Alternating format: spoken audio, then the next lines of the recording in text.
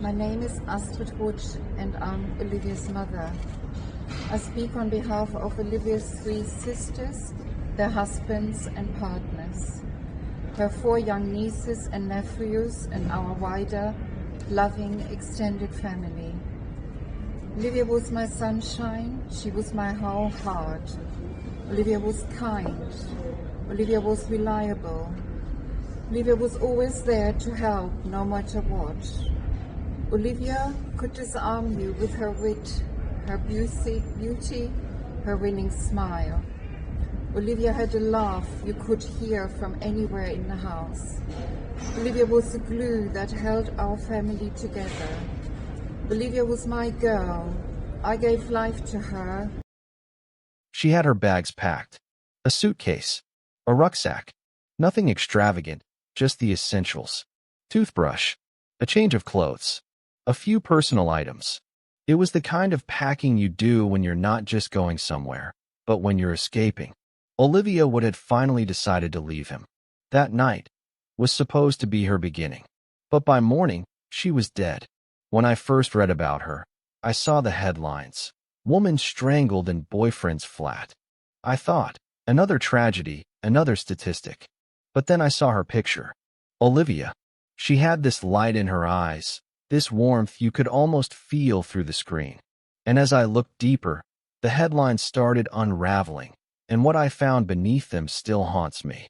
Olivia wasn't just murdered. She was broken down over time. She was silenced in ways we rarely talk about. Her boyfriend, Kieron Goodwin, he didn't just take her life in one violent moment. He took pieces of it day after day. Through manipulation, coercion, control, he made her feel like she had no way out. But she did try to get out. She never said it aloud to her family and friends, but the clues were there. The notes she left on her phone, the look in her eyes in certain pictures, the subtle changes in her voice when she spoke to people. She was reaching, quietly, carefully, maybe even desperately. And still, no one saw it coming. I wonder, would I have seen it if I had known her? Would I have noticed the way her light dimmed, bit by bit? Would I have said something? Would you? Have you ever known someone in a relationship that just didn't feel right? Maybe they smiled in public, but seemed distant when no one was watching. Maybe you noticed the bruises weren't always physical. Maybe you felt something was wrong, but didn't know how to ask. Or maybe you did nothing, afraid of overstepping.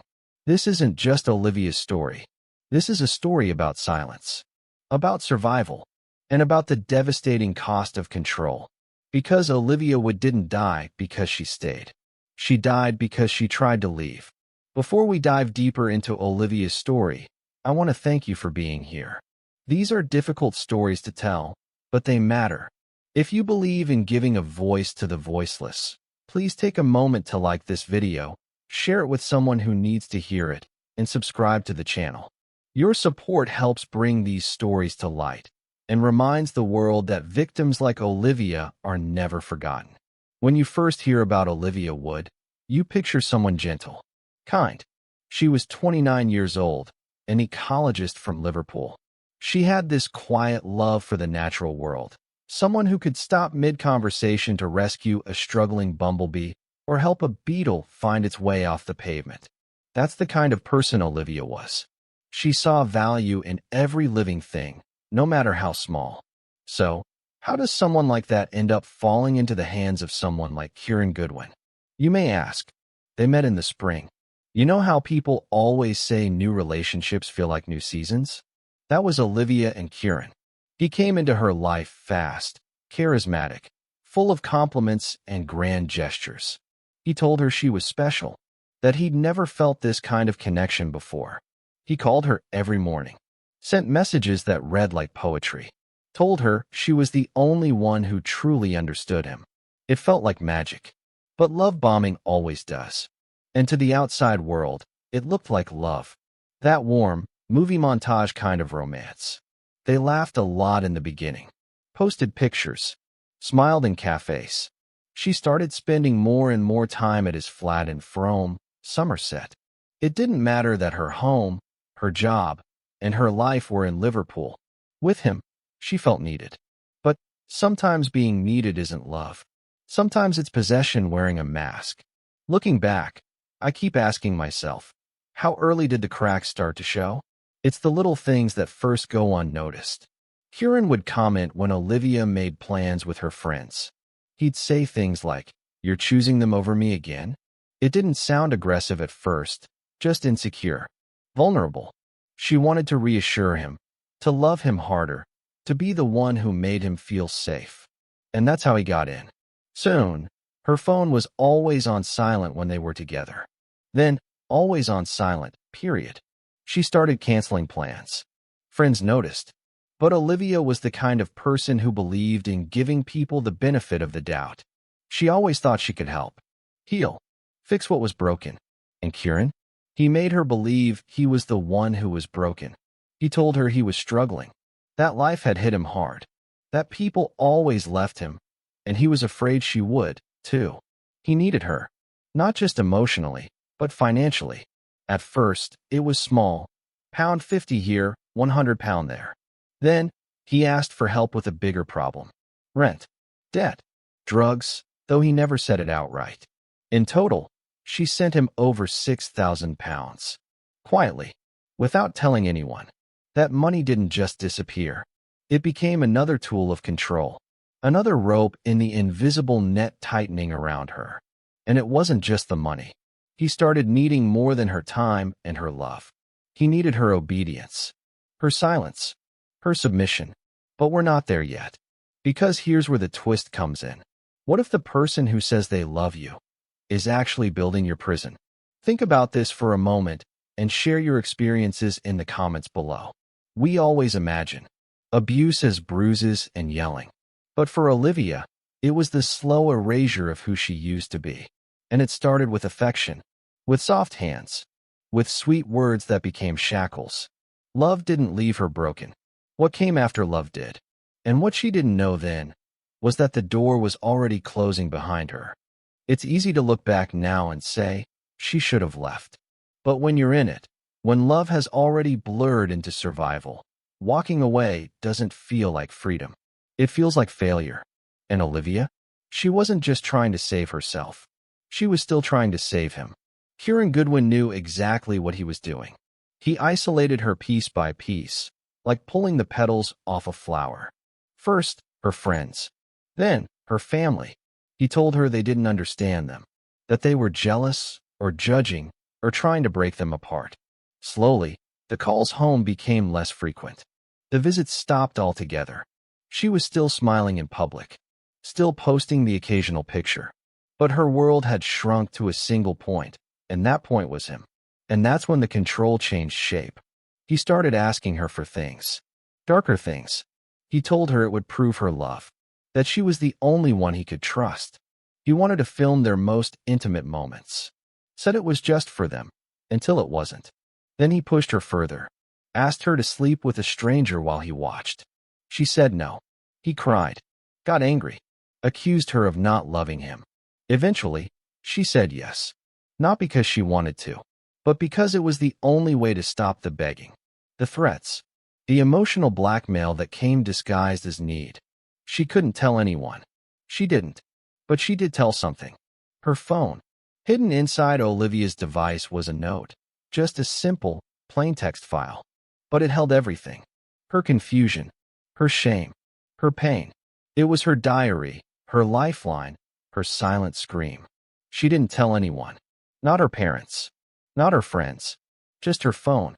A screen that listened when no one else could. There were dozens of entries. Some just a few words. He hurt me again today. Others were longer, desperate reflections from a woman who couldn't recognize herself anymore. Still, she kept going back. Why? Because sometimes the worst part of abuse isn't what they do to you. It's what they convince you to believe about yourself. Kieron's drug use spiraled out of control. He stopped pretending. He started demanding. He didn't just take cocaine in front of her. He forced her to join him. Said it was about bonding.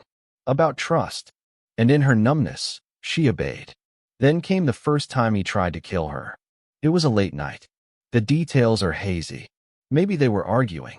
Maybe he was high. But what's clear is this. His hands were around her throat. and she thought she was going to die. She went to the police. She reported him. For a moment, it looked like a turning point. But abusers don't just let go. They twist, manipulate, threaten, and he got to her. Texted her, begged, blamed, promised. She dropped the charges. Maybe she thought it was over. Maybe she thought this time he meant it. But abusers don't stop when you forgive them. They stop when you're gone. And here's the cruel twist. The same hands that claimed to love her were rehearsing how to kill her. So I ask you, if someone you loved were in Olivia's shoes, would you know? Would they tell you? Share your thoughts in the comment section. Because she didn't wear bruises every day. She didn't cry in public. She laughed at jokes, posted sunsets, smiled in selfies, and all the while, she was slowly disappearing. This is the part where you want to believe it's going to end differently. That she's going to escape. That this time, she's not going to go back. And for a moment, it actually looks like that's true. Olivia had had enough. After months of humiliation, abuse, and fear, something shifted inside her. Maybe it was exhaustion. Maybe it was clarity. Or maybe she'd finally realized that if she stayed, she wasn't just going to lose herself. She was going to lose her life. Quietly, without fanfare, without announcement, she began to plan her escape. She packed a suitcase, just one, and a rucksack. She folded her clothes with a kind of precision, as if controlling the chaos outside by organizing the small space inside. Her bag sat by the door, tucked in just enough not to raise suspicion. But they were ready. She was ready. But here's the thing about abusers like Kieron Goodwin. They always know. They don't need to be told. They feel it in their bones when their grip is slipping. And that's when they become the most dangerous. It was July 30th, 2024. The day Olivia chose freedom. And the night Kieron chose murder. She didn't run. She didn't scream. She stayed calm. Stayed close. Because in her mind, making it out alive meant not alerting him. But somehow he knew. Maybe it was her silence. Maybe it was the way she looked at the door. Or maybe he'd been watching her all along. He cornered her. Demanded she take cocaine with him, again. Only this time, it wasn't like before. He gave her a dose so powerful it was lethal. And when her body began to seize, her breath choking inside her chest, he didn't call for help. He wrapped his hands around her neck. This wasn't a moment of rage. It wasn't sudden. It was methodical, intentional, controlled. He applied just enough pressure to fracture her hyoid bone, a small, horseshoe-shaped bone in the neck. Medical examiners often call it the telltale bone, because when it's broken, it usually means one thing: manual strangulation. And still, that wasn't the end of it. At 2:50 a.m., Kieron Goodwin finally called 999. His voice was shaking. He said Olivia wasn't breathing, claimed she had overdosed, claimed he didn't know what had happened. But while he was on the phone with emergency responders, he was also on his phone deleting, frantically erasing hundreds of files, photos, messages, videos, gone in seconds. Now here's the question that kept investigators up at night. What was on those videos? Why did he erase them so quickly before the paramedics even arrived? Whatever they were, whatever secrets they held, Kieron made sure no one would ever see them. And as the ambulance arrived, Olivia's body was cold. The girl who had packed her bags, who had chosen to live, who had dared to dream of freedom, was gone. But her story wasn't over. Not yet. Because the lies were unraveling. And Kieron had no idea what was about to hit him. The truth doesn't stay hidden for long. Not when a life has been stolen so cruelly. The autopsy report came back clear and damning. Olivia didn't just die from a tragic overdose. No, the toxicology showed a fatal level of cocaine coursing through her veins. But that wasn't all. There was the fracture, the broken hyoid bone, that grim signature of strangulation. 2 causes. 1 death. It was no accident. It was murder. As the investigation dug deeper, detectives uncovered a pattern.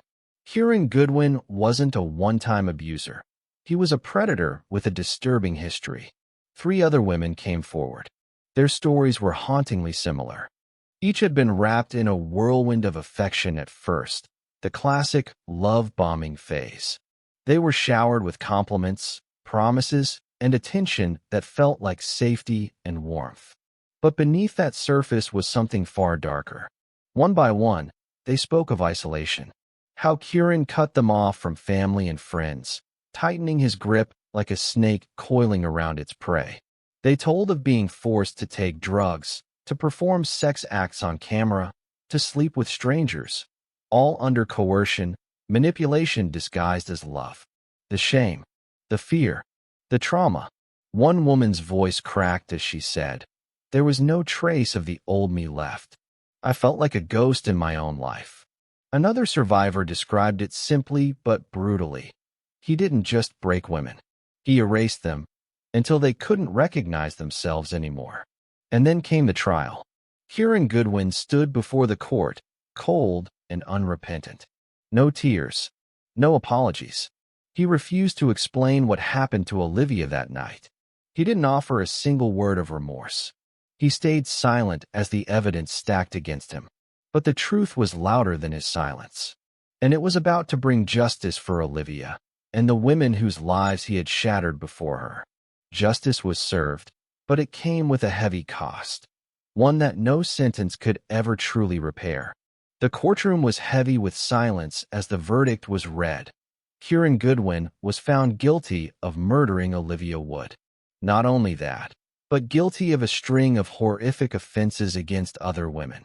Offenses born from control, manipulation, and cruelty. The judge's words cut through the stillness like a blade. Judge Martin Picton called Goodwin what everyone was afraid to say out loud: a manipulative, misogynistic narcissist. Truly evil. Those words echoed in the courtroom, in the minds of everyone listening. Evil is a word we don't use lightly. But here it was deserved. It was fitting. Goodwin was sentenced to life in prison, with a minimum term of 35 years. For Olivia's family, the sentence was a bittersweet victory, a small balm for a wound that would never fully heal. Olivia's mother, Astrid, stood before the court to deliver a statement that broke the hearts of everyone who heard it. "She was my sunshine," she said, her voice trembling but steady. "My heart. I gave her life, and one man took it away." Her grief was raw, palpable, seeping through every word. It was the kind of pain that no one should have to bear. A mother should never have to stand in court to speak for a daughter who's been silenced forever. There was no comfort in the judgment, no justice that could bring back the laughter, the warmth, the stories Olivia shared about rescuing beetles and bumblebees, the little creatures she loved so deeply. Goodwin's sentence closed one chapter, but for those left behind, the silence is deafening. The scars run deep, etched into the lives of survivors who still live in fear. Fear that this darkness might touch someone else. But Olivia's story, her light, her courage to try to leave, is not forgotten. It demands that we listen, that we see the signs, that we speak up for those who can't. Because sometimes, justice is just the beginning of the fight. Olivia Wood was more than a victim. She was a gentle soul, a kind heart who found joy in the smallest things, rescuing beetles and bumblebees, caring deeply for the fragile world around her. Her love for animals reflected the light she carried inside, a light so bright it still echoes through those who knew her. But that light was slowly dimmed by a darkness disguised as love. Coercive control, a hidden poison that can trap even the strongest among us. Olivia never formally moved in with Kieron Goodwin. She never made that space hers. But even temporary stays became a permanent danger, a prison without bars. She didn't scream. She didn't shout. Instead, she wrote it on her phone, in quiet notes no one else saw. She packed her bags, a suitcase, and a rucksack, her final cry for help. And sadly, it came too late. If you or someone you know is trapped in a similar situation, there is help. You are not alone. Reach out to support lines, hotlines, and organizations that understand. Your voice matters. Remember, sometimes the loudest cries come in silence. If someone you love sent you a message tonight asking for help, would you believe them? Or would you think they were overreacting? Tell us in the comments. Share your story, because someone watching right now might need to hear your voice. Your words could save a life. If this story moved you, please like the video and share it to raise awareness about coercive control and abuse. Don't forget to subscribe and hit the notification bell so you won't miss our next deep dive into stories that matter. Thank you for watching. Stay safe, stay aware, and we'll catch you in the next video.